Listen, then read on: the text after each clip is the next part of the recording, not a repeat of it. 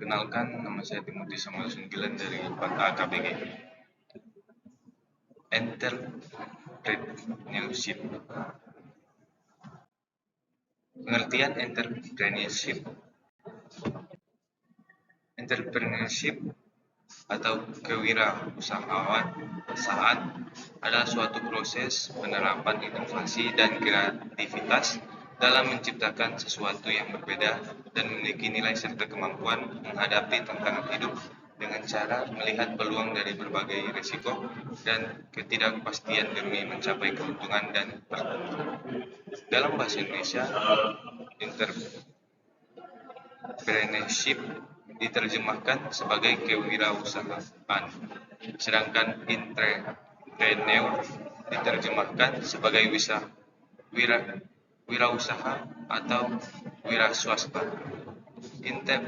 Entrepreneurship adalah kemampuan dalam berpikir kreatif dan berperilaku inovatif yang dijadikan sebagai dasar sumber daya tenaga penggerak, tujuan siasat, kiat, dan proses dalam menghadapi tantangan hidup. Next, kedua, mengembangkan sikap kewirausahaan. Pertama, fokus dan mengembangkan disiplin. Semua kesuksesan baik dalam bisnis dan kehidupan pada umumnya adalah karena fokus dan kegigihan untuk tetap bertahan dan berjuang. Ketika dihadapkan berbagai tantangan dan kegagalan, tanpa fokus kita akan kehilangan orientasi dan membuat kita mudah berlari dari sasaran yang sedang kita tuju. Secara sederhana, fokus berarti berkonsentrasi pada suatu titik atau pusat perhatian dengan tidak mengalami jatuh, bangun, dan kegagalan. Seorang tidak dapat menjadi wirausaha sejati. Kedua, belajar berubah dan berkembang. Untuk menjadi seorang wirausaha yang sukses, tidak ada hal yang lebih penting dari kemauan dan kemampuan kita untuk terus-menerus belajar dan membangun kreativitas dari apa yang kita pelajari setiap saat. Kemauan untuk belajar, berubah, dan bertumbuh serta tidak takut melakukan kesalahan atau kegagalan merupakan bahan bakar bagi pertumbuhan dan perkembangan bisnis kita.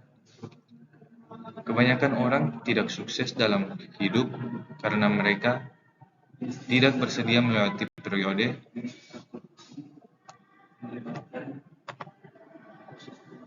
pribadi dan frustasi. Yang ketiga, manfaat kekuatan pikiran. Salah satu rahasia kesuksesan para pemimpin bisnis adalah kedisiplinan mereka untuk senantiasa menyisihkan waktu setiap hari untuk memasuki keheningan baik melalui meditasi, pernafasan dalam, maupun sekedar duduk sendiri dan melakukan kontemplasi. Mereka selalu berusaha memasuki alam pikiran bawah sadar sebagai sumber kekuatan. Kemudian, ketiga, bentuk-bentuk wirausaha. Wirausaha muda. Yang pertama ada wirausaha muda.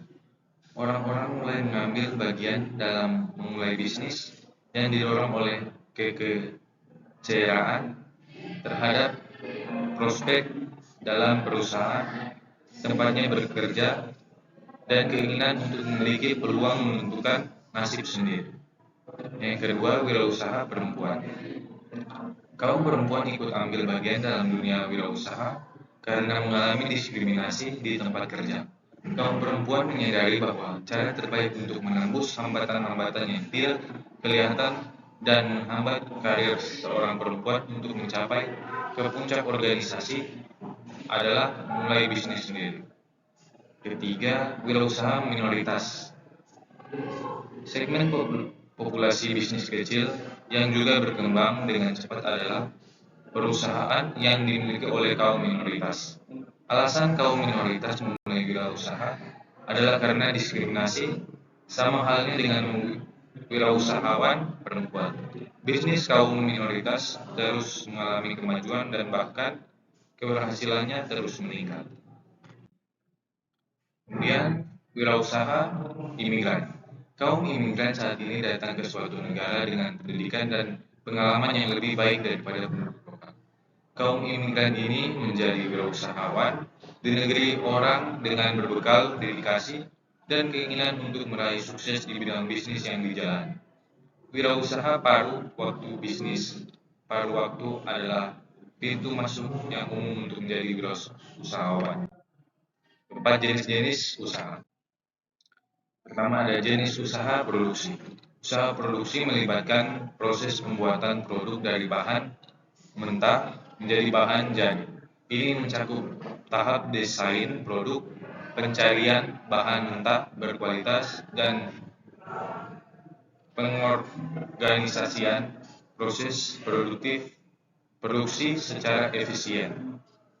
Kedua, jenis usaha distribusi. Bisnis distribusi terlibat dalam kegiatan pengantaran barang dari produsen ke konsumen akhir.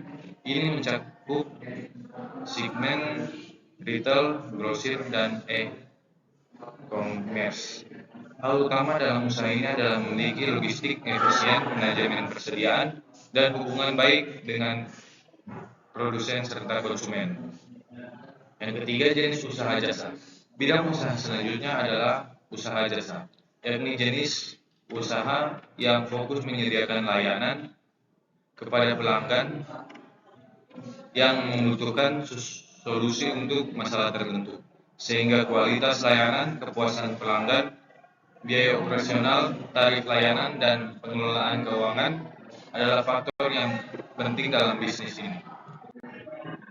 4. Bidang usaha perdagangan. Jika ada usaha jasa, maka ada juga usaha dagang, yakni bidang usaha yang fokus pada kegiatan transaksi jual beli sebuah produk tanpa harus melakukan proses produksi terlebih dahulu.